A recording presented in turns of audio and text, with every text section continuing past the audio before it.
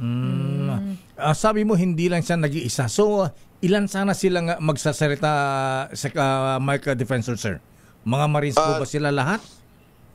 Ang alam ko kasi dyan sa detail nila, lakay napakarami, no? Yung sinabi ni Sergeant Gutesa na 90, totoo yun eh. Tapos sabi niya, meron ding mga polis na kailan lamang pumasok. Parang nag-aanuhan sila eh, nag-relievo sa kanilang mga duties.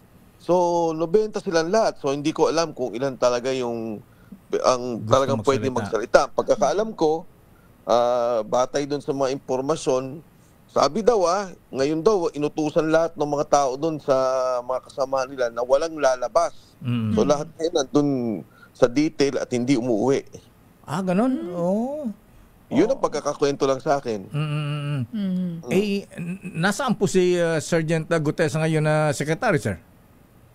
Si Sergeant Gutesa sa aking pagkakaalam ay kinupkop ng mga kasama niyang Marines. Magkakasama sila. Hindi ko alam particular kung nasaan siya, pero ang sinabi nga na wala naman daw problema kasi nandun yung mga kasamahan niyang Marino.